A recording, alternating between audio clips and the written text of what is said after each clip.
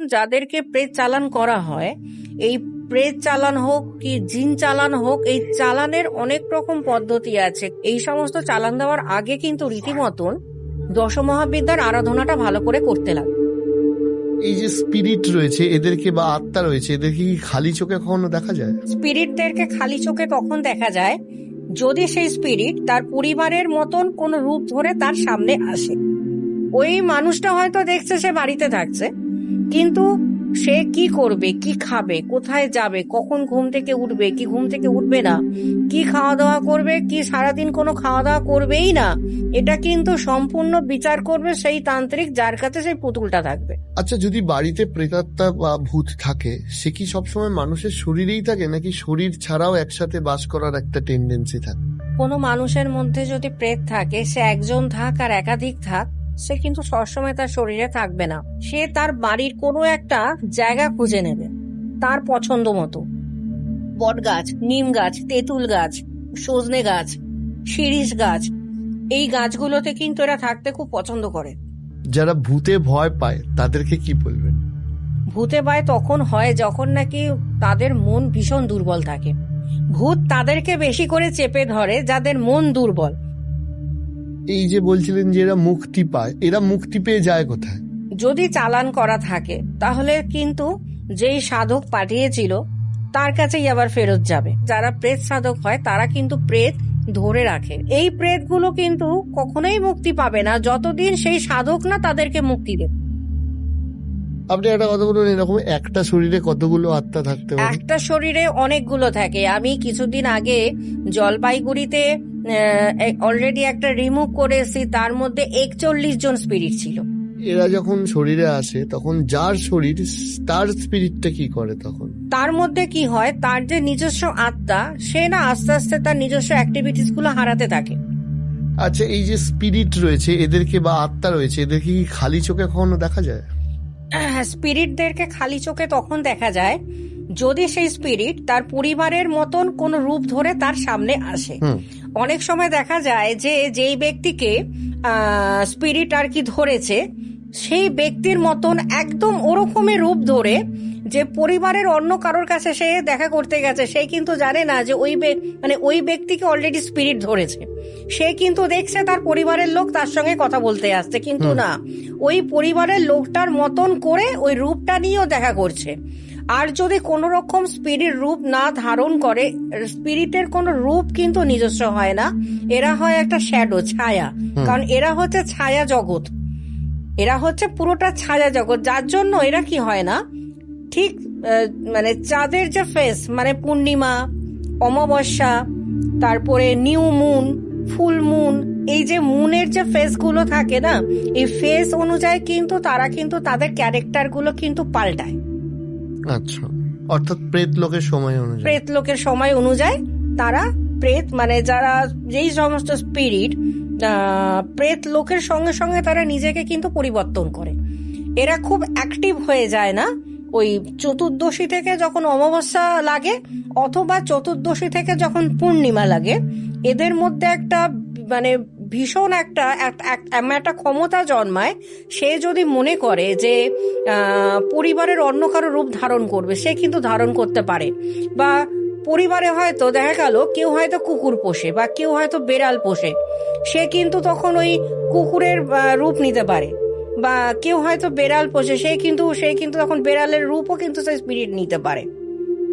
আচ্ছা, যদি বাড়িতে প্রেতাত্মা বা ভূত থাকে সে কি সবসময় মানুষের শরীরেই থাকে নাকি শরীর ছাড়াও একসাথে বাস করার একটা টেন্ডেন্সি থাকে?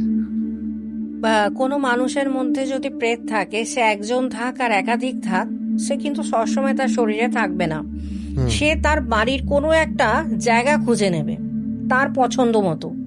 যে ওই বাড়ির ওই কোনো একটা বাড়ির কর্নার বা কোনো একটা রুম, যে রুমটা মানুষ খুব একটা ব্যবহার করে না, হয়তো সেই বাড়িতে 3টে রুম, তার মধ্যে একটা রুম খুব একটা ব্যবহার হয় না, সেই রুমটা হয়তো কেউ হয়তো খুব একটা বেশি যায় না, সেখানে কিন্তু তারা থাকতে শুরু করে দেয়। কখনো কখনো দেখা গেছে ছাদটাকে তারা খুব ব্যবহার করে। মানে যখন নাকি সারাদিন সে কিন্তু ছাদে বা পাশাপাশি কোনো গাছে বাসা বেঁধেছে, যেই রাত হলো, মানে যখন নাকি চাঁদের আলো ফুটলো, সেই সময় কিন্তু ওরা কি হয়, ওই শরীরের মধ্যে এসে কিন্তু আবার উৎপাতগুলো শুরু করে দেয় রীতিমতো। আর যত রাত যাবে তত উৎপাত, মানে রীতিমতন ওটাকে টর্চার বলা হয়, যার শরীরে থাকে তার উপরে রীতিমতন ওটা টর্চার করে রাতে। আবার ঠিক যেই ভোর হতে থাকবে আস্তে আস্তে তার শরীর থেকে রিমুভ হবে, ওই বাড়ির কোনো কর্নারে যেখানে সে বাসা বাঁধছে এক হয় সেখানে চলে যাবে।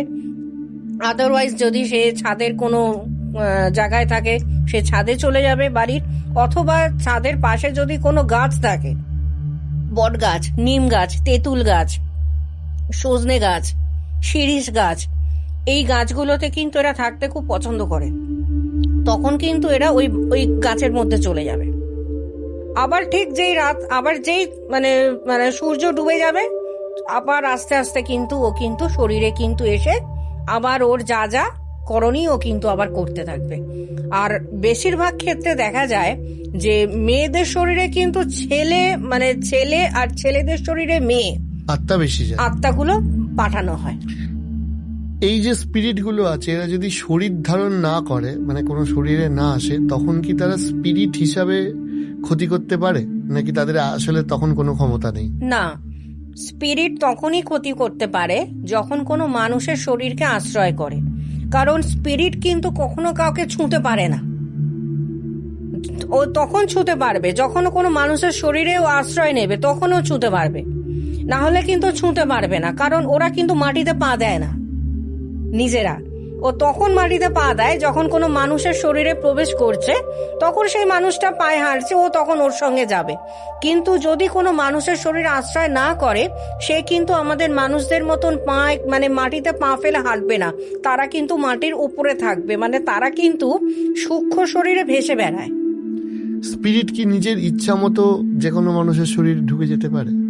স্পিরিট ইচ্ছা মতন অনেক সময় যায়। হয়তো সে হয়তো জলে ডুবে মারা গেছে, জলে ডুবে মারা গিয়ে হয়তো সেই স্পিরিট হয়তো নিকটবর্তী কোনো ঘাটে আশ্রয় করে আছে, বা নিকটবর্তী কোনো গাছে আশ্রয় করে আছে। সেখানে হয়তো কোনো মানুষ হয়তো পুকুরে স্নান করতে গেছে, বা রাত্রিবেলায় অনেকে না মাছ ধরার একটা নেশা থাকে, অনেকে হয়তো দেখা যায় যে রাত্রিবেলায় মাছ ধরতে গেছে।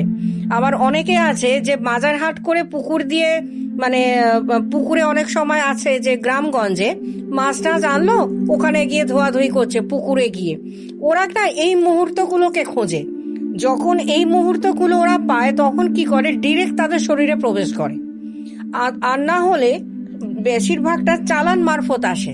যেমন এই যারা নাকি প্রেত সাধক হয়, তারা কিন্তু একমাত্র এই প্রেত চালানের ক্ষেত্রে কিন্তু খুব ওস্তাদ। কারণ এরা জানে কি করে প্রেতকে কন্ট্রোল করতে হয়, কি করে প্রেতকে চালান দিতে হয়, আর প্রেত চালান দিতে গেলে কোন সময় লাগবে, কোন তিথি লাগবে, হ্যাঁ, কিসের ওপর বেস করে চালান দেবে।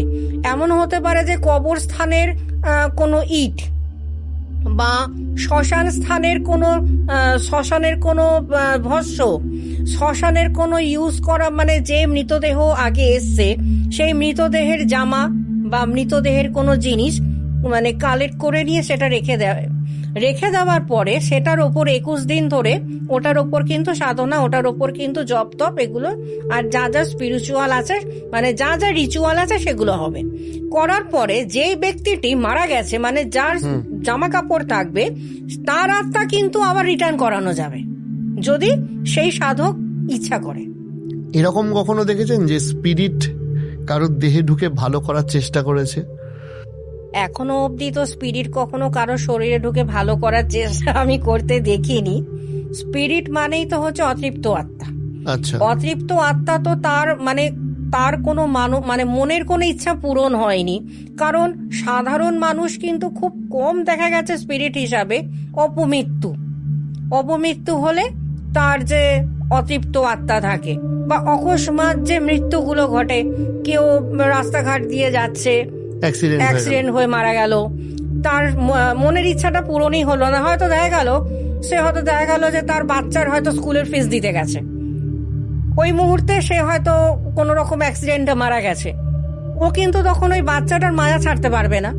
তখন ও কি হবে, তখন কিন্তু ও হয়তো স্পিরিট রূপে তখন ও ঘুরতে থাকবে, আর ও তখন ক্ষতি করবার চেষ্টা করবে, কারণ ওর মনের ইচ্ছাও পূরণ করতে পারেনি। এইবার যদি কোনো সাধক তাকে আটকালো বা কোনো সাধক তাকে দিয়ে কাজ করাতে চাইলো, তখন কিন্তু সে কিন্তু ওই রিভেঞ্জ নেওয়ার কাজে খুব তাড়াতাড়ি ব্যবহার হবে। কাজেই স্পিরিট কখনো কোনো মানুষের শরীরে ঢুকে ভালো হতেই পারে না। যারা ভূতে ভয় পায় তাদেরকে কি বলবেন? যারা নাকি ভূতে ভয় পায়, ভূতে ভয় অনেকেই পায়, আবার অনেকেই আছে খুব সাহসী। ভূতে ভয় তখন হয় যখন নাকি তাদের মন ভীষণ দুর্বল থাকে। ভূত তাদেরকে বেশি করে চেপে ধরে যাদের মন দুর্বল। এটা কিন্তু কোনো রাশিগত ব্যাপার থাকে না। অনেকে বলে হালকা রাশি বলে ভূত ধরে নিয়েছে, কিন্তু এমনও দেখা গেছে তার রাশি একদমই হালকা না। হ্যাঁ, কিন্তু হালকা রাশি না হয়েও তাকে ভূতে ধরেছে, কারণ তার মন খুব দুর্বল। যদি মন দুর্বল থাকে তাকে কিন্তু এই ধরনের অশরীরী খুব তাড়াতাড়ি কিন্তু মানে আয়ত্তে নিতে পারে। আর যদি সাহসী হয় তাকে কিন্তু চট করে কিন্তু কোনো অশরীরী কিন্তু ধরতে পারবে না। কারণ আমি সাহসী, মানে কি, আমার মধ্যে যে ঊর্জা আছে, আমার মধ্যে যে ক্ষমতা আছে, আমার যে আত্মা সে খুব ক্ষমতাবান। কাজে আমার আত্মাকে কোন আত্মা এসে ধরবে? আমার আত্মাকে তো কোনো অন্য আত্মা এসে ধরতে পারবে না। যদি আমার আত্মা মানে আমি নিজে খুব একটা ভীতু মানুষ হই, তাহলে কি আমার ঊর্জা একেবারে কম, আমার ঊর্জা দুর্বল, আমার আত্মা দুর্বল, আমার মন দুর্বল, তখনই কিন্তু অন্য আত্মা এসে চাইবে যে আমাকে চেপে ধরে আমাকে মানে তার কাজটা আমাকে দিয়ে করানোর জন্য। আর এই আত্মা বা স্পিরিট যদি থাকে তাহলে কোনো রকম গন্ধ বা আওয়াজ কি কানে আসে, যেটা শুনে বোঝা যায়? হ্যাঁ, এবার আত্মার ওপর সেটা ডিপেন্ড করবে সে দুর্গন্ধ হবে কিনা। বেশিরভাগ ক্ষেত্রে দেখা গেছে দুর্গন্ধ, কারণ হয়তো কোনো বডি অনেকদিন ধরে পচেছিল, ব্লাওয়ারিস বডি, কেউ জানে না যে কবে মারা গেছে। এবার সেই যে স্পিরিটটা থাকে, সেই স্পিরিট যদি তার কারো শরীরে গিয়ে ঢুকে পড়লো, তার শরীর থেকে কিন্তু ওরকম দুর্গন্ধ বেরোবে। কারণ এরকম বহু ক্লায়েন্ট আমার কাছে এসছে, মানে কিছুদিন আগে এসছিল জলে ডুবে যাওয়া মৃত্যুর, অকস্মাৎ মৃত্যুতে ছেলেটাকে ধরেছিল, তার সঙ্গে বিয়ে হবার কথা ছিল, তো সে বিষকে জলে ডুবে মারা গেছে মেয়েটা। এবার সেই মেয়েটা অতৃপ্ত আত্মা এখন সেই ছেলেটার মধ্যেই বসবাস করছে। এইবার এই ছেলেটা যখন আমার চেম্বারে ঢুকেছিল, এতটা বিকট গন্ধ, মানে এতটা, মানে সেই গন্ধ নাকে নেওয়ার মতো না। মানে ওই মর্গে ঢুকলে যেরকম একটা পচা গন্ধ বেরোয়, একদম মর্গের মতন গন্ধ সেই গা দিয়ে থাকে। আর সুগন্ধ তো কখনো অশরীরীদের হতে পারে না, তাহলে তো তার অশরীরী হতো না। আপনি আগেরবারও বলেছিলেন যে প্রেত চালান, তো লাস্ট প্রেত চালানের কি অভিজ্ঞতা হলো? মানে আপনি ইনফ্যাক্ট একটা কলকাতার কথা বলছিলেন। প্রেত চালানের লাস্ট কলকাতাতে এই মুহূর্তে 2-3টে আছে কাজ, 2-3টে আছে। তার মধ্যে একটা কাজ মানে দেখে এসছে গিয়ে, এখন অব্দি করিনি। আর যেগুলো আছে এখনো সেগুলো দেখতে যাওয়া হয়নি। তার মধ্যে কলকাতার যে কাজটা রিসেন্ট করেছি, সেখানে মা মেয়ে দুজনেই টোটাল এফেক্টেড। মানে 6 বছর ধরে মেয়ে আর কি তার মায়ের বাড়িতে থাকা শুরু করে ফ্ল্যাটে। আর মেয়েটির বাবা কিনেছিল ফ্ল্যাটটা খুব কম দামে একটা সময় গিয়ে, কিন্তু সেই উত্তর তাদের কাছে জানা নেই কেন কম দামে কিনেছিল। যাই হোক, তো আমি যখন নাকি তাদের ফ্ল্যাটে দেখতে যাই, আমি জানি না যে মা মেয়ে দুজনেই এফেক্টেড। তারা আমার চেম্বারে যখন এসেছিল না দক্ষিণেশ্বরে, তখন আমি ভেবেছিলাম শুধু মায়ের মধ্যে আছে কিছু, কারণ যখন নাকি দেখা করতে এসছে আমার সঙ্গে কথা বলতে, এবার হঠাৎ বসার পর কিছুক্ষণ পরে দেখছি মানে আপনি মানে আমার সামনে যখন কেউ এরকম এন্টিটি নিয়ে বসে না, কিছুক্ষণ পর আস্তে আস্তে মাথাটাকে আস্তে আস্তে ঝাঁকাতে থাকে, করতে করতে চোখটা পুরো ফিক্সড হয়ে যায় আমার দিকে, আর এদিক ওদিক ঘোরে না। তাতে যতই হাওয়া চলুক আর যতই যাই হোক, চোখ পুরো ফিক্স থাকবে। এইবার কথা বলতে বলতে যখন আইবল দাঁড়িয়ে গেছে, এবার আমি বুঝতে পেরেছি তার মানে এর মধ্যে এখন বর্তমান তিনি যেই আছে। এবার চেম্বারে তো প্রচুর লোকজন থাকে, তো চিৎকার চেঁচামেচি ওদের সঙ্গে করতে লাগে বলে আমি সঙ্গে সঙ্গে ওনাকে ধরে বাইরে বার করে দিয়েছিলাম। আমি তখন বলেছিলাম যে আমি এখানে কোনো কথা বলবো না, আমি আপনাদের বাড়িতে আসবো। তো সেই ইয়েতেই ওনার বাড়িতে যখন দেখতে গেছি, আমি গেছিলাম মাকে দেখতে। কিছুক্ষণ পর দেখলাম মানে মা, মেয়ে, তার ভদ্রমহিলা 2 মেয়ে, বড় মেয়ে ছোট মেয়ে, 3জনকে সামনে বসিয়েছি। শর্টচক্র করে, শর্টকোণ করে, ক্যান্ডেল ধরিয়ে যেরকম আমার ইয়ে থাকে ওগুলো করে ওনাকে 3জনকে বসিয়ে দিয়েছি। 3জনকে বসানোর পর দেখছি মা এই সাইডে বসেছে, আর যেই মেয়েটা এফেক্টেড বড় মেয়ে সে এই দিকে বসেছে। ওই দুজনে চোখে চোখে কথা ইশারা চলছে। আমি যখন বলছি কি হয়েছে বলো, কি অসুবিধা বলো। কে কে এসেছিল? মা, 2 মেয়ে? হ্যাঁ, এসছিল আমার চেম্বারে মা, 2 মেয়ে, কিন্তু আমার কাছে তখন ধরা পড়ে মাকে। তখন যে বড় মেয়ের মধ্যে আছে, আমি যেহেতু মাকে দেখে সঙ্গে সঙ্গে চেম্বার থেকে ছোট মেয়ে এনেছিল। আচ্ছা। কারণ ছোট মেয়ে এনেছিল, এবার ও কথা শুরু করতে না করতে ভদ্রমহিলা অলরেডি মাথা নাড়ানো, চোখ যখন একদম স্থির হয়ে গেছে, আইবল। এবার স্থির হয়ে যাওয়ার পরে আমি দেখছি যে না, এটা তো ঠিক সুবিধার লাগছে না, কারণ এখানে এই মুহূর্তে চলে এসছে মানে এখনই চিৎকার করবে, একটা কিছু করবে, আর বাইরে প্রচুর ক্লায়েন্ট থাকে, তারা তো রীতিমতন ভয় পায় এগুলো দেখে। তো আমি বললাম যে আপনারা বাড়িতে যান, আমি বাড়িতে যাব। বাড়িতে যখন ঢুকেছি, মা যে সে কি করলো, মা এসছে মিষ্টি খাবেন করে হাজবেন্ডের সঙ্গে না সঙ্গে সঙ্গে বেরিয়ে গেল পার্স নিয়ে। আর মানে আপনি যে ওদের বাড়িতে ঢুকেছেন? হ্যাঁ, যেই ওদের বাড়িতে ঢুকেছি, মা ইতিমধ্যে পার্স একটা নিয়ে মা এসছে কি খাবেন মিষ্টি খাবেন মানে বলার আগে বাড়ি থেকে বেরিয়ে চলে গেল, ফ্ল্যাট থেকে। রইল হচ্ছে 2 মেয়ে। এবার 2 মেয়ে বসে আমার সামনে বসে কথা বলছে। কথা বলতে বলতে যে বড় মেয়ের মধ্যে আছে, তখন আমি কিন্তু চেম্বারে জানি না যে বড় মেয়ের মধ্যে আছে। মানে আপনাদের বাড়িতেও বলেছিল ছোট মেয়েই যেতে বলেছিল? না, ছোট মেয়ে আমার কাছে এনেছিল আমার চেম্বারে মার জন্য। কার সাথে মানে আপনি যে গেলেন, জানতো কে সেটা? ছোট মেয়ে জানে। ছোট মেয়ে কিন্তু সবটাই জানে, কার মধ্যে আসে কার মধ্যে আসে না। তো ছোট মেয়ে তখন ওর দিদির সঙ্গে গল্প করছে বসে। গল্প করতে করতে কি হয়েছে, ছোট মেয়ে কিছু একটা আনতে গেছে, যেই বড় মেয়ে যে নাকি নিজেও এফেক্টেড। এবার কিছুক্ষণ পরে দেখছি এরকম মোবাইলে গেম খেলছে না কি করছে, করতে করতে না বারবার এরকম করে অ্যাঙ্গেল করে করে আমার দিকে সমানে তাকাচ্ছে। এবার তাকাতে না চোখটা ওরকম অ্যাঙ্গেলে, চোখটা ফিক্সড। এবার একটা সাধারণ মানুষের চোখ অ্যাঙ্গেলে কি করে, আইবল কি করে ফিক্সড, এটা তো অসম্ভব নয়। এবার যেই দেখেছি অ্যাঙ্গেলে চোখ ফিক্সড হয়ে গেছে, সঙ্গে সঙ্গে আছে কি লাইট বন্ধ করো, লাইট অফ করো, এবার কথা বলবো। এবার লাইট অফ করবার পরে আমাকে বলছে কি, না নিজেই বলছে না আমার মধ্যে না, আমার ভিতরটা কাঁপছে, আপনাকে দেখে। আমাকে আপনি ছেড়ে দিন, আপনাকে আমি ছেড়ে দিন, আমার মা আসুক, আমার মার মধ্যে আছে। নিজেই বলছে আমার মার মধ্যে আছে, আমার মাকে বসান, আমার মার কাছ থেকে আপনি অনেক কিছু জানতে পারবেন, আমাকে ছেড়ে দিন, আমার ভেতরটা কাঁপছে। আরে তোর ভেতরটা কাঁপছে তো কি আছে, আমি দেখি কি হয়েছে, দাঁড়া এখানে বস না, কাঁপলে তোকে আমি ছেড়ে দেবো, চিন্তা নেই। সেই কিছুতেই সামনে বসবে না। আর ও যে এরকম করে বসেছে, আমি সাইডে বসে আছি, ও কিন্তু ওখানে ওই দিকে তাকিয়ে চোখটাকে আমার দিকে অ্যাঙ্গেল করে কথা বলে যাচ্ছে, আইবল পুরো ফিক্সড আমার দিকে। তারপরে এই করতে করতে যখন নাকি ওকে এইদিকে সরিয়ে আমি ইচ্ছা করে বলেছি কি যে ঠিক আছে তাহলে একটা কাজ করছি, যেখানে আমার শর্ট কোনটা আছে চল, আমি ওখানটা তোর সাথে বসে গল্প করবো, ওখানটায় গিয়ে গল্প করবো চল। তখন হো হো করে উঠেছে। এবার যেই হো করে উঠেছে, হো হো করছে, শোনার পর আছে কি, এই তুই কি মুসলিম নাকি রে? যেই বলেছে মুসলিম, আর কোনো মুখে মানে কোনো সাউন্ড নেই, পুরো একদম পুরো মুখ বন্ধ। আমি দেখেছি যে তো সহজে কথা বলবে না, কারণ মুসলিম জিনের ক্ষেত্রে কি হয়, এদের থেকে কথা বার করাটা খুব কষ্ট। এরা না মানে খুব জেদি টাইপের হয়, মানে একটু ঠ্যাটা গোছের, মানে 10টা কথা আমি বলবো, 10টা কথার পর হয়তো আমাকে একটা কথার উত্তর দেবে।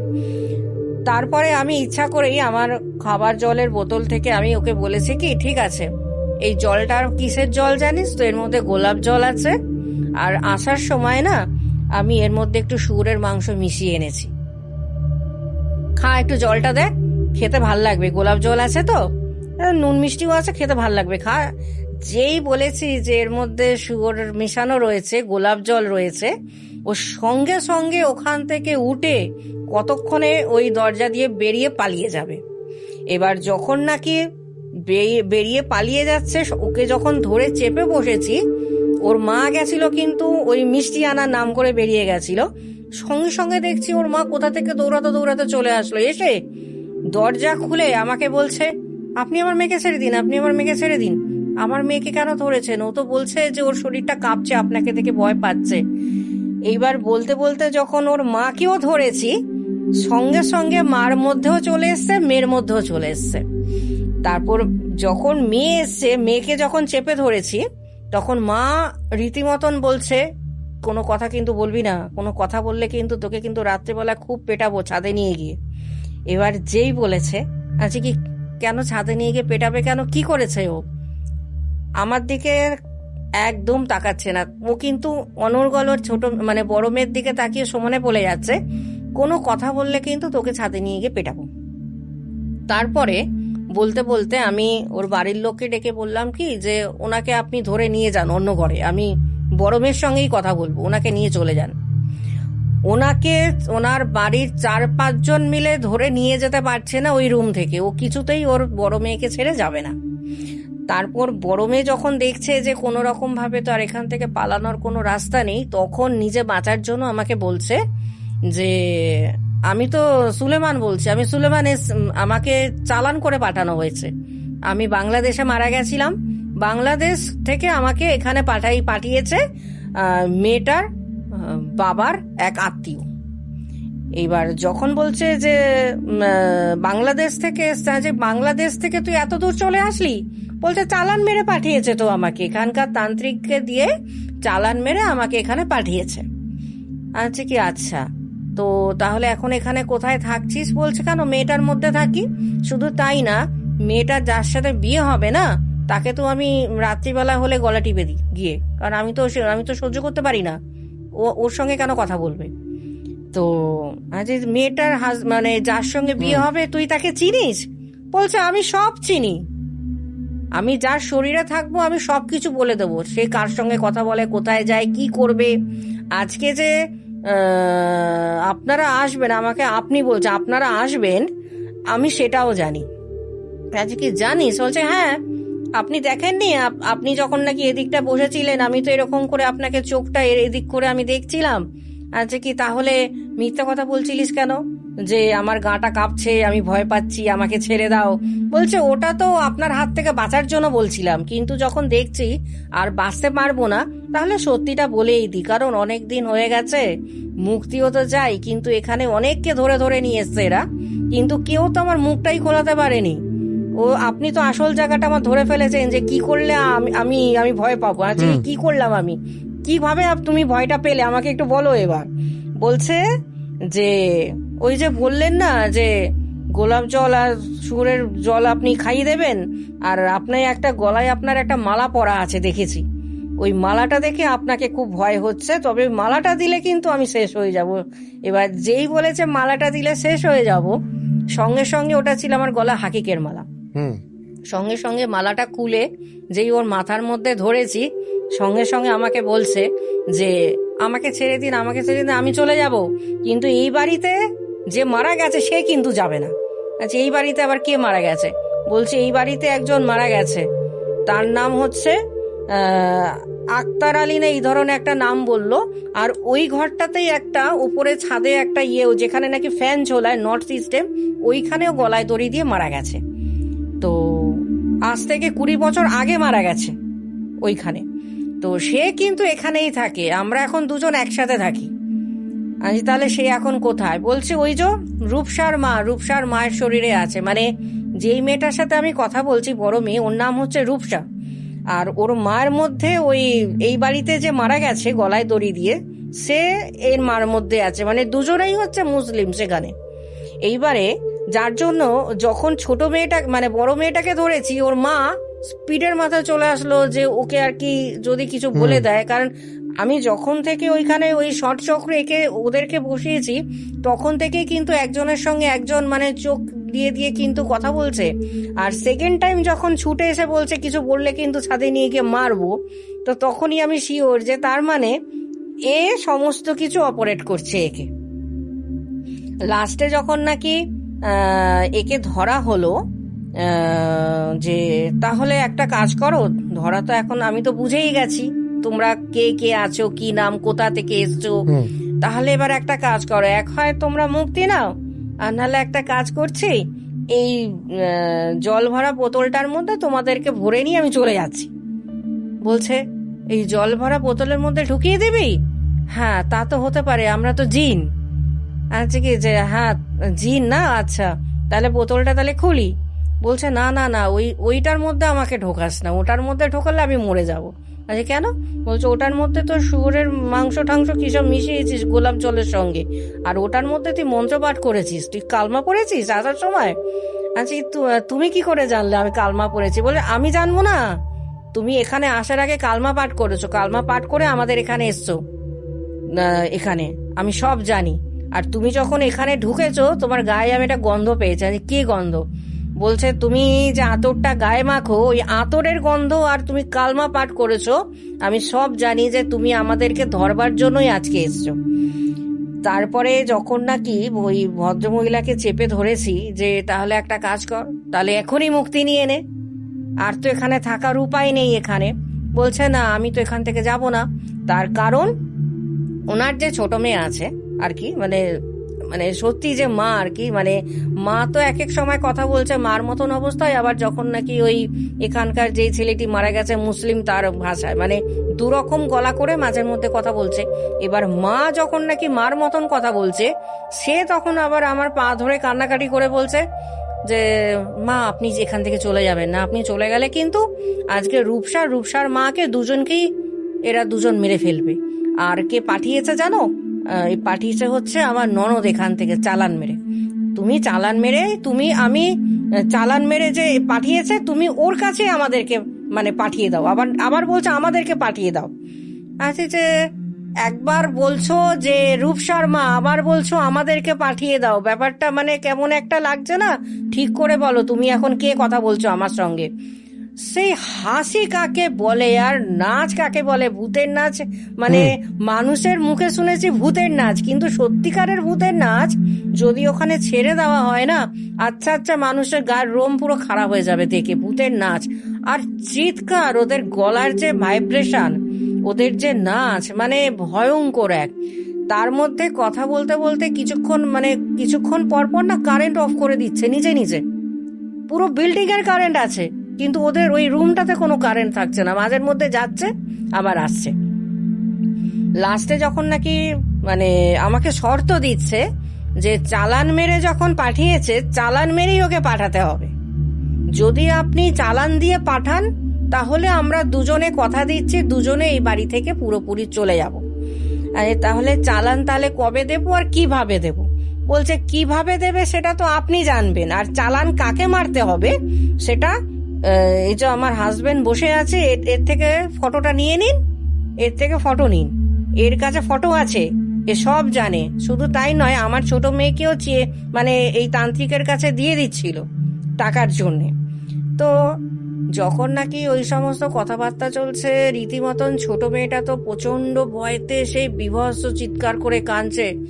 তখন মানে ওর দাদু, ঠাকুমা, তারপর কি ওর মামা, যারা যারা বাড়িতে এসছিল সবাই মানে ছুটে চলে এসছে। কারণ এই সমস্ত কথা বলতে বলতে কি হয়, ইন্টারনাল যে সমস্যাগুলো না, জিন হোক আর কোনো প্রেত হোক, এরা কি করে, এরা একদম সত্যি কথাটা বলে দেয় যে ওই পরিবারের কেউ পাঠিয়েছে, কিভাবে পাঠিয়েছে, কে পাঠিয়েছে। কারণ এরা তো মানুষ চেনে না, এরা জানে যে আমাকে কেউ চালান করছে। এইবার যখন নাকি সত্যি কথাটা বলে দেয়, তখন কি হয় না, এই পরিবারের মধ্যে নিজেদের মধ্যে গৃহযুদ্ধ এদের মধ্যে তখন বেঁধে যায়। কারণ প্রথমে মানুষ ভাবে কি যে দূর থেকে কোনো তান্ত্রিক চালান মেরেছে, কিন্তু পরে দেখা যায় যে পরিবারের লোকই মানে ফটো দ্বারা কোনো তান্ত্রিকের কাছে গিয়ে তাদের জামা কাপড় দিয়ে বা তাদের মাথার চুল দিয়ে বা দিয়ে চালানটা মারতো। ও যখন নাকি আমার কাছে প্রথমে চেম্বারে এসেছিল না, তখন ওর যে বোন আছে, সে বলছে আমাকে, মা জানো আমার দিদির না মাথার চুলটা মাঝে মধ্যে না দেখি ঘুম থেকে উঠে কাটা। আচ্ছা কি করে, কে কাটে? বলে নিজে নিজেই। বলছে চুলটা ভালো করে বেঁধে শোয়ে, যখন নাকি ঘুম থেকে ওঠে প্রায় দেখি চুলের এদিক দিয়ে কাটা ওদিক দিয়ে কাটা, চুলটা আপনি আপনি না কাঁচি দিয়ে কেটে নেয়। আচ্ছা তো এটা তো সম্ভব না, তার মানে চুল যখন কেটে নিচ্ছে তো এটা তো সম্ভব না, তার মানে বাড়িতে কেউ তো একজন আছে, কারণ এত সঠিক ইনফরমেশন কিন্তু বাইরে থেকে চালান দিয়ে হয় না যদি পরিবারের লোক তার ইনফরমেশনটা না দেয়।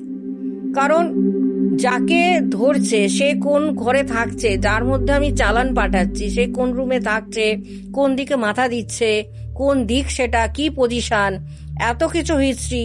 তো এটা তো একটা বাইরের তান্ত্রিকের দ্বারা এত কিছু বোঝা সম্ভব হয় না যদি না বাড়ির তার লোক এগুলো সমস্ত ইনফরমেশন গুলো দেয়। তো যাই হোক, এই কাজটা আমি এখনো করিনি, মানে সেদিনকে জাস্ট কথাবার্তাই হয়েছে যে কিভাবে যাবে, কেমন ভাবে যাবে, ওকে চালানই মারতে হবে, ওকে চালান মেরে আবার পাঠাতে হবে। আর শুধু তাই নয়, চালানটা যে মারতে হবে, আমাকে বলছে যে আমি তো পুতুলের মধ্যে আছি, তো পুতুলটাকে নষ্ট করতে হবে। পুতুলটাকে যদি আপনি নষ্ট করে দেন এখান থেকে বসে, আর ওই পুতুলটাকে নষ্ট করে দিলে চালান দিয়ে, তাহলে কিন্তু আমরা মুক্তি পেয়ে যাব। আর পুতুলটা যদি আপনি নষ্ট না করেন তাহলে কিন্তু আমরা মুক্তি পাবো না। এই পুতুলের ব্যাপারটা কি? পুতুলের ব্যাপারটা না, মানে চালান অনেক রকমের হয়, মানে ধরুন যাদেরকে প্রেত চালান করা হয়, এই প্রেত চালান হোক কি জিন চালান হোক, এই চালানের অনেক রকম পদ্ধতি আছে। কখনো কখনো হতে পারে যে পুতুলের মাধ্যমে চালান দেওয়া। পুতুল হচ্ছে, ধরুন আমি একটা কোনো পুতুল তৈরি করলাম, পুতুলের মধ্যে প্রাণের সঞ্চার আগে করতে হবে। এটা কিন্তু টোটাল একটা 21 দিনের একটা সাধনা, যে কোনো সাধনাই মানে 21 দিনের একটা থাকে। পুতুলের মধ্যে ধরুন আমি কারো প্রাণ প্রতিষ্ঠা করব, সেটা কিভাবে করব? সেই যার মধ্যে চালান দেওয়া হবে তার ফটো, ছোট কপি ফটো লাগে, সেই পুতুলের মধ্যে সেটাকে করা হয়, ঢুকানো হয়, পুতুলটাকে সেলাই করতে হয়, তারপর পুতুলের মধ্যে আস্তে আস্তে সেই প্রাণের সঞ্চার করতে হয়। কিন্তু তার সঙ্গে অবশ্যই, মানে ধরুন আমি যার ওপর চালান কেউ ধরুন করছে, তার মাথার চুল লাগে, তার মাথার চুল ওই যেরকম মানুষের মাথার চুল হয় সেরকমই পুতুলের মধ্যে সেই চুলটাকে লাগানো হয়, ফটোটা ভিতরে ঢোকানো হয়, করে স্টিচ করা হয়, করে যে মানে তারপরে যা যা রিচুয়াল আছে সেইগুলো, বিভিন্ন রিচুয়াল পুতুলের মধ্যে সেটা করা হয়।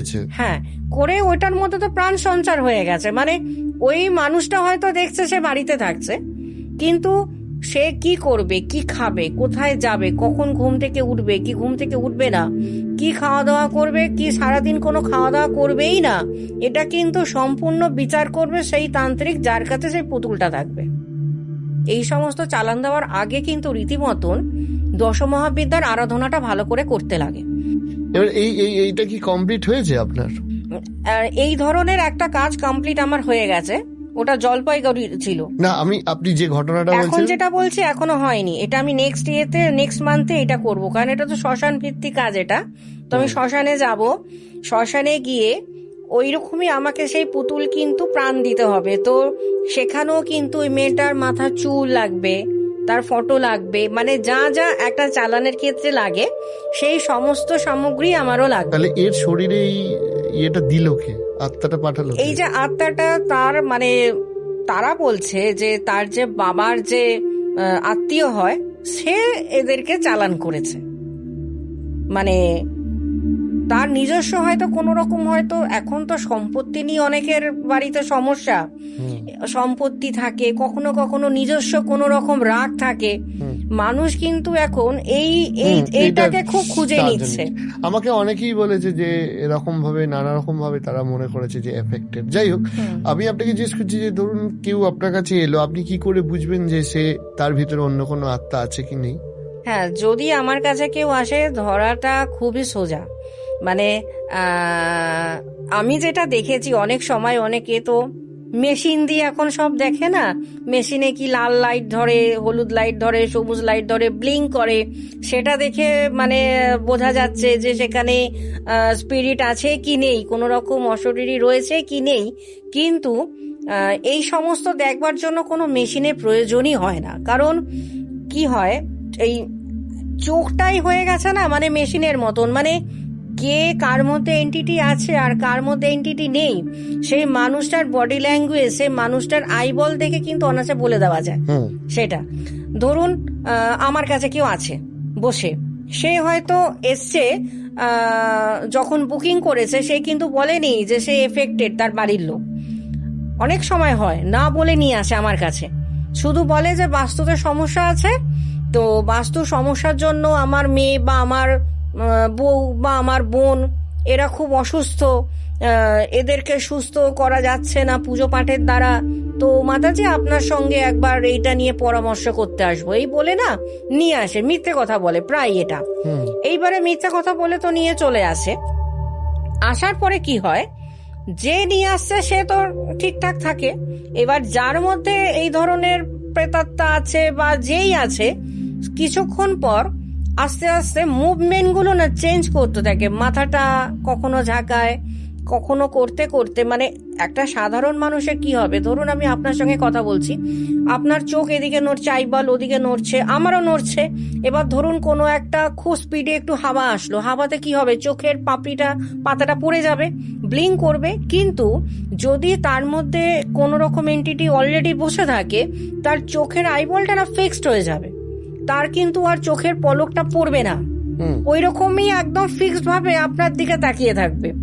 হ্যাঁ, যেটা একটা সাধারণ মানুষের পক্ষে এটাকে কন্ট্রোল করা খুব মুশকিল, যে হাওয়া আসছে বা আমি আমার চোখের পাতাটা ফেলবো না, এটা খুব একটা অসম্ভব ব্যাপার সাধারণভাবে। কিন্তু যারা নাকি এই ধরনের এন্টিটি থাকে যাদের মধ্যে, তাদের কিন্তু দেখা যায় বেশিরভাগ যে আইবল দেখে বলে দেওয়া যায় যে তার মধ্যে এন্টিটি আছে কি নেই। বেশি না, 10 থেকে 15 মিনিট আমাকে টাইম দিতে হবে, আপনি বুঝতে পারবেন। আপনি একটা কথা বলুন, এরকম একটা শরীরে কতগুলো আত্মা থাকতে পারে? একটা শরীরে অনেকগুলো থাকে। আমি কিছুদিন আগে জলপাইগুড়িতে অলরেডি একটা রিমুভ করে এসেছি, তার মধ্যে 41 জন স্পিরিট ছিল। আচ্ছা, মানে হাইস্ট ছিল আমার ওটা রিমুভের 41টা স্পিরিট।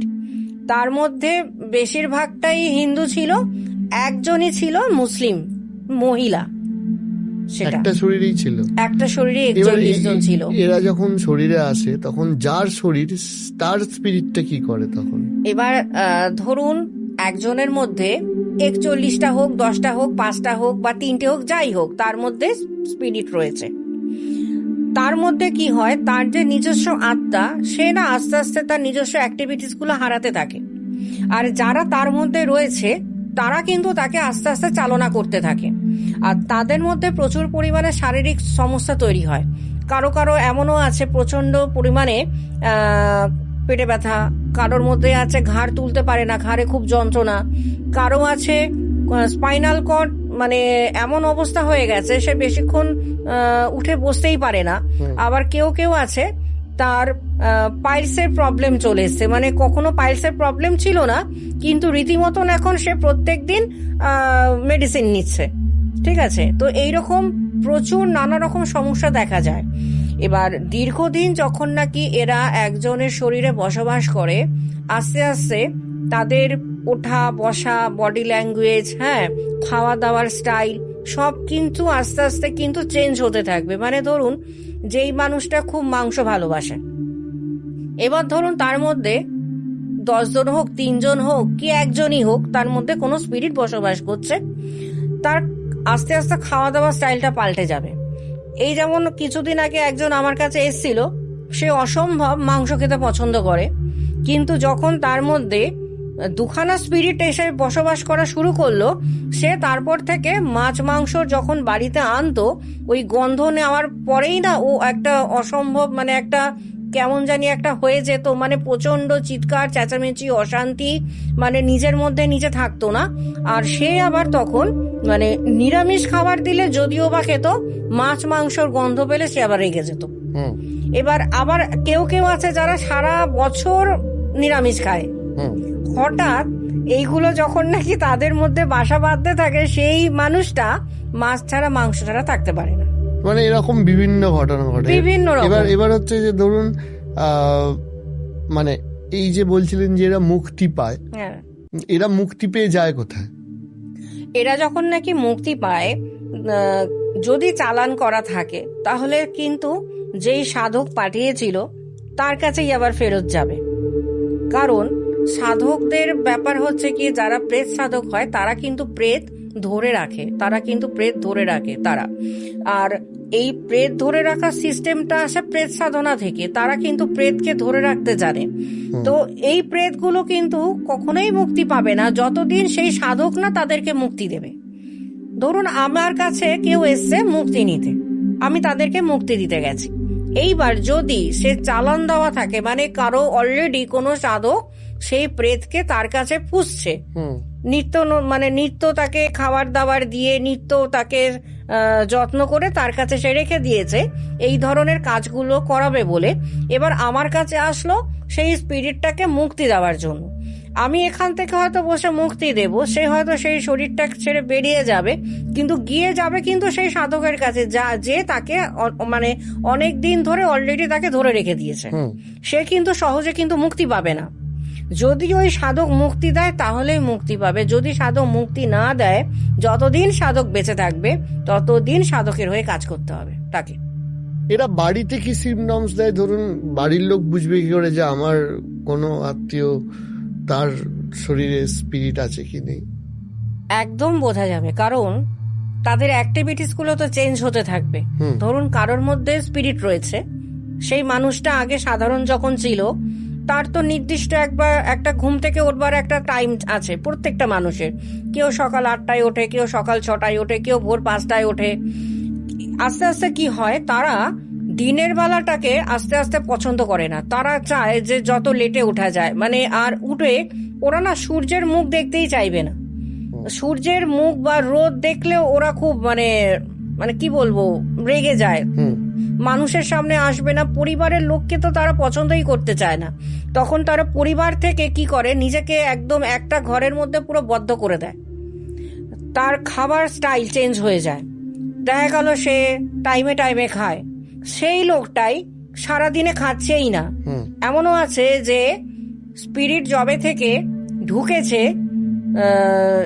সে বিগত 3 মাস ধরে শুধু জল খেয়েছে, একটু জল খেয়ে বেঁচে আছে। শরীর ভেঙে যাবে না ভাত না রুটি না কোনো কিছু, শুধু জলের ওপর সে রয়েছে। তার শরীর ভাঙেনি, তার শরীর একদম একরকম রয়েছে, মানে শুধু জল খেয়ে সে একরকম রয়েছে। শুধু তাই নয়, আগে ওর গায়ে যা জোর ছিল, 3 মাস ধরে জল খেয়ে তার জোর গায়ের আরো দ্বিগুণ হয়ে গেছে। মানে তাকে এখন পরিবারের 5-6 জন মিলে ধরে রাখতে পারছে না জল খেয়ে। তো আমার কাছে এসে পরিবারের লোকরা যখন বলে যে মা একদম খাওয়া দাওয়া বন্ধ করে দিয়েছে আমার মেয়ে, জানেন তো একদম খাওয়া দাওয়া করে না। সে কি তাহলে কি খায়? বলে ওই একটু জল একটুখানি খেলো, জল খেয়ে সারাটা দিন কাটিয়ে দিল। সে ঘুম থেকে উঠতে চায় না, সে খাবারও খেতে চায় না, স্নান তো আপনি ভুলেই যান, স্নানও করে না, একরকম ভাবে থাকে। কখনো যদি মনে হয় একটু জল খায়। তারা কি এরকম হয় যে অন্যান্য লোক দেখলে রেগে যায় তাদের উপর, বা তারা তখন মানে একেবারে তাদের না সেন্স হারিয়ে ফেলে। আমার দেখা এমন ঘটনা, মা তার নিজের বাচ্চাকে মানে খামচি দিত, গলা টিপতো, মারতো, চুলমুটি ধরে টানতো, মানে তার নিজের সন্তানকে সহ্য করতে পারতো না। কারণ এইরকম একটা ঘটনা বেনারসের একটা ঘটনা ঘটেছিল 2025 ডিসেম্বর মাসে। আমার কাছে একটা এরকম কেস আসে। ভদ্রলোক তার ফ্যামিলি নিয়ে বেনারসে ঘুরতে গেছিল। আর এখন কি হয়, অনেকে তো ঘোরার, বেনারস যাচ্ছি মানে মণিকর্ণিকা ঘাট যেতেই হবে আমাকে, ঘোরবার একটা জায়গা। তো এরকম মণিকর্ণিকা ঘাটে সবাই মিলে গেছে দেখতে, আর মানে ফটো সেশন করতে গেছে মণিকর্ণিকা ঘাটে। আর ওই মুহূর্তে একজন সাধু অলরেডি বসেও কিন্তু চিতার সামনে বসেও কিছু একটা কাজ করছিল। তো এখনকার দিনের মানুষ হচ্ছে গিয়ে রেসপেক্ট হারিয়ে ফেলেছে। মানে ধরুন কোনো সাধু বসে আছে, তার সাথে কিরকম ব্যবহার করতে হয় বা তার সাথে কিভাবে কথা বলতে হয়, এই সমস্ত জিনিস যত যত দিন যাচ্ছে মানুষ কিন্তু তত না হারাচ্ছে বোধ বুদ্ধিগুলো। তো সাধুটা তার মনে কাজ করছিল বসে, সাধুটাকে গুঁতো দিয়ে বলছে, কি রে খ্যাপা, কি করছিস এখানে বসে? এবার সে তাকিয়ে বলছে যে আমি আমার কাজ করছি। তখন বলছে, ও তুই তান্ত্রিক বটে, এই নে। সেই জল খেয়ে সেই সাধুর গায়ে ছুঁড়ে মেরেছে এই মেয়েটির হাজবেন্ড। বলছে যত সব ঢপের কীর্তন, কুসংস্কার ছড়াচ্ছে, বুজরুকি মারতে বসেছিস বলে জল নিয়ে ওর গায়ের মধ্যে ছিটিয়ে দিয়েছে। আর এমন সময় ওই সাধুটা কিন্তু বসে ওখানে কিন্তু চালানের কাজ করছিল বসে। আর ও কি করেছে, সাধুটা যাকে চালান দিচ্ছিল তার কাছে না করে যে জল ছিটিয়েছে তার ওয়াইফের গায়ে চালান করে দিয়েছে ওখানে বসে। এবার উনি পরের দিনকে বেনারস থেকে যখন ওনার বাড়িতে চলে এসছে, তো তখনও কিন্তু ও বুঝতে পারেনি যে তার ওয়াইফের মধ্যে অলরেডি চালান করা হয়ে গেছে। এইটা শুরু হলো যখন নাকি অমাবস্যা দিন আসলো আস্তে আস্তে। চতুর্দশী থেকে হঠাৎ করে ওনার যে ওয়াইফ, ওনার অ্যাক্টিভিটিস গুলো না মানে পাল্টাতে শুরু করলো। যেই মানুষ কোনোদিনও মাছ মাংস খেত না, সে বলছে যে তুমি আজকে আসার সময় আমার জন্য একটু মাংস নিয়ে আসবার সময়। বলছে কি বলছো, মাংস? বলছে হ্যাঁ আমি মাংস খাবো। মানে বলছে যখন মানে খুব রেগে, মানে মানে কোনো সাধারণ মতন মানে আমি মাংস খাবো, আমার জন্য আনবে। তবে যাই হোক, সেদিনকে তো উনি অফিস চলে গেছে। এইবার অফিস থেকে এসছে, বলেছে মাংস খাবে। এবার বলছে কি জানি পাগলামি মনে হয়, খাবে না না কি ব্যাপার, এমনি হয়তো মনে হয়েছে বলেছে। তো অল্প করে মাংস উনি এনেছে। এবার এনে ওনার মিসেসের হাতে দিয়ে বলেছে যে এটা এনাও মাংস, তুমি রান্না করো, খাও, যা খুশি করো, তবে আমাকে কিন্তু বলবে না।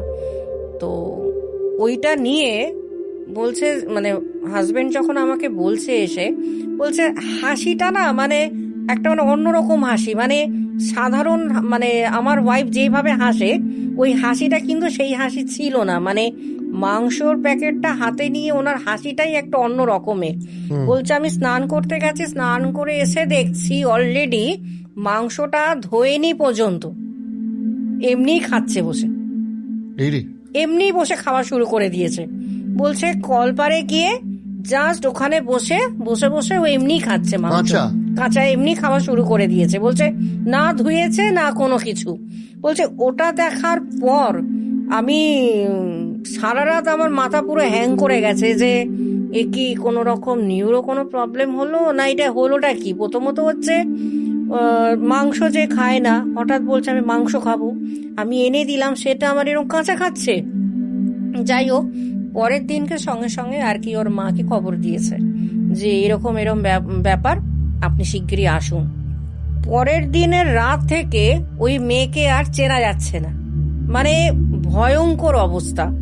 আর যেই মেয়ে কখনো মানে কোনোদিনও কারোর সঙ্গে মানে জোরে কথা বলেনি, মানে তার চলাফেরা খুব ধীর স্থির, বলছে সেই মেয়ে হঠাৎ করে বলছে রাত মানে ভোর তখন 5টা নাগাদ হবে, 5টার সময় হঠাৎ ভদ্রলোক দেখছে ওনার ওয়াইফ মানে হাত দুটো নিচে, পাটা ওপর করে ওইভাবে দাঁড়িয়ে আছে, উল্টো করে দাঁড়িয়ে রয়েছে। বলছে সে যে কি ভয়ঙ্কর দৃশ্য। মানে হঠাৎ তখন হয়তো 4:45 নাগাদ বাজে, ভোরের আলো হবে কি হয়নি, আমি তাকিয়ে দেখছি হাত দুটো নিচে, পাটা ওপর করে ওই রকম ভাবেই ও কন্টিনিউ ওই রকম ভাবেই দাঁড়ানো। বলছে ওই দেখার পরে তারপরে যখন সঙ্গে সঙ্গে ধরেছি, ধরার পরে বলছে ন্যাচারালি কি হয়, মানুষ তো সাধারণ লোক হলে সে পড়ে যাবে পাটা নিচে দিয়ে। বলছে আমি যেই ওকে ধরেছি, বলছে বডিটা পাথরের মতন ভারী। বলছে ওই বডি আমি আলগাতে পারছি না, সেই বডি বলছে একই রকম ভাবে ঠাই, মানে আমি ওকে এক চুল টলাতে পারিনি সেখান থেকে। বলছে যেই আলো ফুটে গেল, সঙ্গে সঙ্গে বডি পড়ে গেল, আর ওই যে পড়ে গেল ওখানেই সারাদিন ধরে শুয়ে থাকলো, ওখান থেকে আর তাকে আর ওঠানো যায়নি। আবার নিজে নিজে উঠেছে সন্ধেবেলায় যখন উঠেছে, সন্ধেবেলা ওঠার পরে বাড়ি থেকে বেরিয়ে গেছে কাউকে না বলে। ও খুঁজে বেড়াচ্ছে কোথায় গার্বেজ আছে, কোথায় রাস্তার ধারে কোনো কিছু পশু পাখি মারা গেছে কিনা সেগুলো ধরে আনবে, ওগুলো নাকি খাবে, ওগুলো খুঁজে বেড়াচ্ছে। এবার এই করতে করতে ও গিয়ে পৌঁছেছে ওদের পাড়াতে একটা গলিতে একটা মাংসের দোকান আছে, সেখানে গিয়ে বলছে কি আমাকে একটু মাংস দাও। এবার মানুষ যখন একটা সুস্থ মানুষ বেরোয় তাকে দেখে বোঝা যায়, আর এ বেরোচ্ছে বলছে সেই পাকুলের মতন চুল টুল এরকম একটা বিধ্বস্ত অবস্থা, বেরিয়ে এসে বলছে আমাকে মাংস দাও। আর সে এই লোকটাকে খুব ভালো করে চেনে, মানে হাজবেন্ড এসছে তাকে খুব ভালো করে চেনে। এবার ওরা জানে এদের বাড়িতে কেউ মাংস খায় না, এরা ফুল ভেজিটেরিয়ান। সেখানে সেই বাড়ির বউ এসে বলছে আমাকে মাংস দাও। এবার সঙ্গে সঙ্গে ফোন করে বলছে কি এই কি বলছে, জানিস তোর বউ এসছে, বলছে মাংস চাইছে। বলছে কি ওকে মাংস দিবি না, আমি এক্ষুনি আসছি। বলছে আমার 2 মাস হয়ে গেছে, আমি পুরো হয়রান। বলছে আমি যখন অফিসে আসি আমার সবসময় আতঙ্কে থাকি যে কখন একটা কি করবে এই সমস্ত এতে। এইবার আমি যখন নাকি ওকে দেখতে গেছি না, ঠিক ওদের বাড়ির গলিতে ঢুকবো তার আগে আমি কিন্তু ভদ্রমহিলাকে দেখিনি, কারণ ভদ্রলোক একা এসেছিল কথা বলতে, ভদ্রমহিলাকে আমি দেখিনি। আমি যখন ওদের বাড়িতে ঢুকবো দেখছি প্রথমে ভদ্রলোক আপনার কাছে আসে, ভদ্রলোক আমার চেম্বারে এসেছিল যে ওয়াইফের ব্যাপারে কথা বলতে, কারণ ওনার ওয়াইফের যে সিচুয়েশন ছিল চেম্বারে নিয়ে আসার মতন ছিল না, কারণ রীতিমতন তাকে দড়ি দিয়ে বেঁধে রাখা হতো তার পরবর্তী স্টেজে। মানে সেটা হায়দ্রাবাদ থেকে শুরু করে অনেক জায়গায় ঘুরেছে নিউরো ডাক্তারের কাছে। এনার বাড়ি হচ্ছে পূর্ব মিদনাপুরে। তো উনি প্রচুর ডাক্তার দেখিয়েছে, ও কোনো ডাক্তার বলছে সব রিপোর্ট ওকে, কিন্তু যত দিন যাচ্ছিল তত মানে অ্যাগ্রেসিভ হয়ে যাচ্ছিল, মাথা কাজ করতো না। হ্যাঁ, তো রাত্রিবেলা হলে তো কখনো রুমে থাকতো না, রাত্রিবেলা হলে ছাদে বসে থাকতো, গিয়ে ওকে কেউ রাখতে পারতো না। তারপর থেকে ওকে বেঁধে রাখা হতো ওর নিজের রুমে। তো আমি ভদ্রমহিলাকে কখনো দেখিনি। ওনার বাড়িতে যখন আমি ঢুকবো গলিতে, আমি দেখছি একজন ভদ্রমহিলা অলরেডি দাঁড়িয়ে আছে। সেই মহিলা আমাকে বলছে এই তো সামনের বাড়িটায় আপনি এসছেন না, সামনের বাড়িটায় চলে যান, আপনি এই বাড়িতে এসছেন তো? আচ্ছা কি হ্যাঁ হ্যাঁ হ্যাঁ, আপনি কি ওই বাড়ির লোক বলছেন? তো কিছু না বললো না বলে সামনে একটা বিশাল নিম গাছ আছে ওদের বাড়ি, ওই নিম গাছের ওখানটায় গিয়ে ও না চুপ করে দাঁড়িয়ে পড়লো। এবার আমরাও তারার মধ্যে রয়েছি যে এমনি লেট হয়ে গেছে, আমরা ভেবেছি হয়তো ওই বাড়িরই কোনো লোক হয়তো দাঁড়িয়ে আছে আমাদেরকে নিয়ে যাবে বলে। আমি যখন রুমে ঢুকেছি কি বলবো, ওনার হাজবেন্ড যখন দরজাটা খুলে ওনার রুমে নিয়ে গেছে, আমি তো দেখছি উনি বাঁধা। তাহলে উনি কে ছিল যে আমাকে বাড়িটা দেখালো? আপনি এখানে এসছেন তো? আমার মাথায় না তখন স্ট্রাইক হলো যে আমি তো এনাকে বলিনি যে আমি এই বাড়িটা এসছি, তো উনি কি করে আগে থেকে বললো যে আমি এই বাড়িতে এসছি? আমার না তখন মাথা প্রথমে কাজ করেনি যে মানে তখন যে তাড়াহুড়োর সময় যে এইটা মানে ওর মতনই অবিকল মানে দেখতে ও আমার সঙ্গে এসে অলরেডি কন্ট্যাক্ট করে গেছে। এবার আমি যখন ওইটা দেখেছি যে অলরেডি বাঁধা, তখন আমি ওনার হাজব্যান্ডকে বললাম যে উনি বাঁধা প্রথম থেকেই? বলছে আরে উনি তো অনেকদিন ধরেই বাঁধা। বলছে তাহলে আমাকে এই বাড়িটা দেখালো উনি। বলছে সম্ভবই না। কি করে সম্ভব? উনি তো বাঁধা আছে, আপনাকে উনি কি করে বাড়ি দেখাবে? অসম্ভব। তো তারপরে আমি যখন বললাম যে হাত পা গুলো খুলে দিন ওনার, আমি কথা বলবো, সেই একই যখনই ওনাকে খুলে দেয় ওই রকম হাত দুটোকে নিচে করে পাটাকে ওপরেই করে দাঁড়ায়, ওটাই ওর দাঁড়ানো স্টাইল। মানে সাধারণভাবে আমরা যেমন সাধারণ মানুষ পা দিয়ে দাঁড়াই, ও হাত দিয়ে দাঁড়ায় আর পাটার ওপরের দিকে থাকে। তো কারেন্ট যাওয়ার সঙ্গে সঙ্গে যখন নাকি ওর হাজবেন্ডকে আমি বলছি মোম নিয়ে আসুন, ও সঙ্গে সঙ্গে ওইটুকুনি টাইমের মধ্যে মানে মোম আনতে না আনতে ওদের বাড়ির পিছনে যেখানে যদি কলপার আছে মানে যেই নিম গাছটা আছে ওইখানটায় গিয়ে ওই কলপারের ওই পাঁচিলে উঠে বসে গেছে। কখন বেরোলো, কি করে বেরোলো কেউ জানে না, শুধু মোম আনার অপেক্ষা। মানে সেই রাতটা তো মানে বিভৎস গেছে আমার, মানে সেই রাত। তো সবাই মিলে ওখান থেকে আবার তাকে ধরে আবার নিয়ে আসা হলো। ওখান থেকে নিয়ে আসার পরে আমাকে বলছে, আমাকে টেনে বেঁধে কি করবি, আমাকে যে পাঠিয়েছে সে তো আমাকে উল্টো করে রেখে দেয়, তো আমি তো সোজা হতে চাইলেও আমি সোজা হতে পারছি না। আচ্ছা কি যে কে পাঠিয়েছে? বলছে কেন, এরা তোকে বলেনি বেনারসে গেছিল, ওখানে সাধকের ওপর এরা জল ছুঁড়ে মেরেছে, সাধককে ভণ্ড বলেছে, তারপর বাজে বাজে কথা বলেছে, তো উনি তো আমাকে অন্য জায়গায় পাঠাচ্ছিল, তো ওনারা এরকম বলাতে আমাকে এদের কাছে পাঠিয়ে দিয়েছে। আর ওনার কাছে যে সাধকের কাছে যে খুপড়ি থাকে ওটাকে উল্টিয়ে দেয়, কারণ আমাকে তো ওই খুপড়ির মধ্যে বেঁধে রাখে, আর ওইটা খুপড়িটা যখন উল্টে দেয় তখন আমি উল্টে যাই, আর এটা তো ওনার হাতে, এখানে তো আমি তো কিছু করতে পারবো না, আমি তো সোজা হতে চাই কিন্তু আমি তো সোজা হতে পারছি না। তাহলে তুই সেই সাধককে বল আমাকে সোজা করে রাখতে, তাহলে আমি সোজা হয়েই থাকবো, আমি আর উল্টাবো না। তো ওকে যখন কিভাবে ওকে যখন বলছি মানে তোমাকে কি করে, তুমি কি করে উল্টে যাও, আমাকে একটু সেটা একটু বলো, তুমি কি করে উল্টে যাও?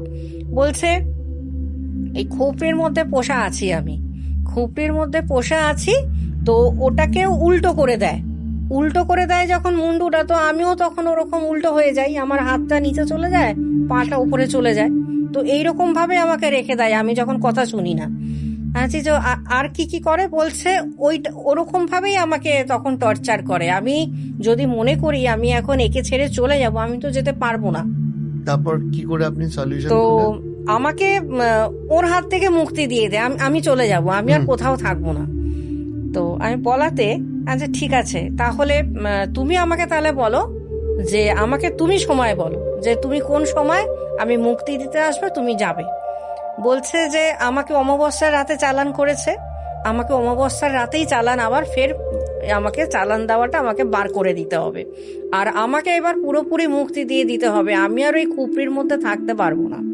আরে তাহলে কোথায় থাকবে? বলছে কেন, তোর কাছে নেই, তুই আমাকে কোনো একটা খুপড়ির মধ্যে ঢুকিয়ে রেখে দে, তবে আমাকে এরকম ভাবে অত্যাচার করিস না, আমি কিন্তু অত্যাচার নিতে পারবো না, আমি খুব শান্ত, কিন্তু আমাকে ওরকম করে বলে আমাকে এরকম করতে হয়। তো ঘটনাটা একদম ঠিক। যখন এই খুপড়ির মধ্যে না পোষা যায়, মানে এই প্রেত স্পিরিট গুলো কি হয়, যখন নাকি প্রেত সাধনা করা হয়, প্রেত সাধনার সময় কি হয়, তখন মানে চারিদিকে যদি কোনো অশরীরী থাকে বা যে কোনো প্রেত থাকে, এই যখন নাকি প্রেত সাধনার পর কি হয় না, অটোমেটিক তারা না মানে আমাদের সঙ্গে তখন কন্ট্যাক্ট করতে চায়, যে তাদেরও কিছু সাহায্য চাই বা তাদেরও কোনো মনের ইচ্ছা থাকে যেগুলো বলবার জন্য আমাদের সঙ্গে তারা কন্ট্যাক্ট করে। এইবার সেই সময় দেখা গেল যে মুক্তির বদলে আমি তাকে মানে প্রতিশ্রুতি দিয়ে ওই খুপড়ির মধ্যে তাকে আমি আটকে দিলাম। আর এবার আটকে দিলে হবে না, তাকে কিন্তু রেগুলার কিন্তু খাওয়া দাওয়া কিন্তু দিতে হয়, সেখানে যা যা খেতে চাইবে, কারণ এরা বেসিক্যালি ননভেজ হয়, এরা কিন্তু কেউ ভেজিটেরিয়ান হয় না, এরা পুরোটাই ননভেজ মানে নন ভেজিটেরিয়ানের জগতের এরা, এদের মাংস লাগে, মদ লাগে, মাছ লাগে, কিন্তু যেগুলো দেওয়া হয় পুরোটাই কাঁচা। কখনো যদি কেউ এই ভৌতিক প্রভাবে পড়ে, সেই ভূতটা ছাড়াতে মোটামুটি কতদিন লাগে? হ্যাঁ, এটা একটা খুব ভালো প্রশ্ন। যদি ভৌতিক প্রভাব, সেটা দেখতে হবে সেটা কি ধরনের, কারণ এগুলো তো অনেক নানান রকমের হয়, কোনোটা জিন চালান হয়, কোনোটা প্রেত চালান হয়। এবার যদি প্রেত চালান হয়, সেই প্রেতের সঙ্গে আই কন্টাক্টে আসতে হবে, সেই প্রেত তখন বলবে সে কিভাবে যাবে। এবার যদিও বলে দেয় যে আমি অমুক তিথিতে অমুক সময় ধরে তুমি যদি কাজে বসো, আমি তখন রিমুভ হয়ে চলে যাব, তাহলে আমার জন্য একদিনে কাজ হয়ে যাবে। যদি সে নিজে থেকে এই ধরনের কোনো কিছু না জানায়, আমাকে যদি বাধ্য করতে হয় তাকে বার করবার জন্য, সেখানে 2 দিনও লাগতে পারে, আবার কখনো 3 দিনও লাগতে পারে।